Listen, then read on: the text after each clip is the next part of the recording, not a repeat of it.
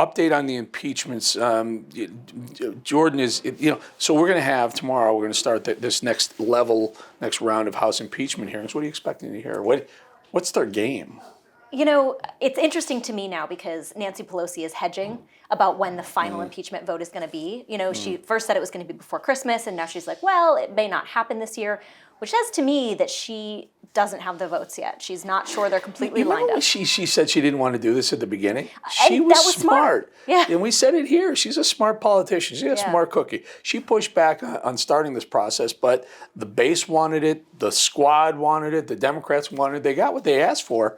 Well, how does this play out? Well, I think they're worried, right? I think she's got 30 Democrats in districts that Trump won that are not feeling great about this. The polling has got to make them feel queasy. It's gone down. Support for impeachment has now dropped 10 points among independents. I mean, that's not a small thing. And so I think she's, hedging a little bit to push this out. And I want to give this, a little bit more airtime later in this interview, but tomorrow, the picture, here will be the two pictures that should be, if you had a fair and balanced media, we'd have two pictures side by side. One would be Trump stepping up for America at NATO, and the other would be with the House preparing for their hearings, which have really gone nowhere. I think Trump wins on that side by side. I think so as well. And with this particular hearing, so now it's gone from the House Intel Committee to the House Judiciary Committee. This is, a bunch of constitutional scholars, beard stroking about impeachment. The White House has said they're not going to participate, even though they invited Trump, knowing he was at NATO. These things are scheduled years in advance. Right. Like they knew he wasn't going to be there. Well, Kellyanne said she would go if Adam Schiff would testify too.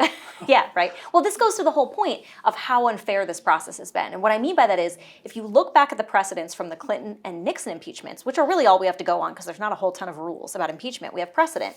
It has been wildly out of step with the due process rights, the fairness rights that were afforded to those presidents who were, undergoing impeachment inquiries from the opposite party at the time. Right. Well, they were allowed subpoena power. They were allowed to cross-examine witnesses. They were allowed to participate and review evidence and all of this stuff, put their own questions to the witnesses. Right. None of this has been allowed to the Trump administration. Right. When it gets to the Senate, and it likely will, the way the process works is the House has to vote to impeach. They draw up articles of impeachment, and then they vote to vote yes or no on impeaching the president at the House level. It says if they vote yes, which they likely will, it goes to the Senate, and the Senate should play the same game as the House did.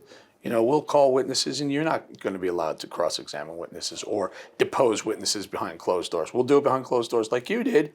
I mean, why not turn? What do they say? Turnabout is fair play. Yeah. Well, the Senate has the ability to compel Adam Schiff to testify, to compel Hunter Biden, to compel all these people that House Republicans wanted to hear from. That Schiff never gave them the opportunity to. So Senate Republicans have an opportunity here to spin this back in the president's favor.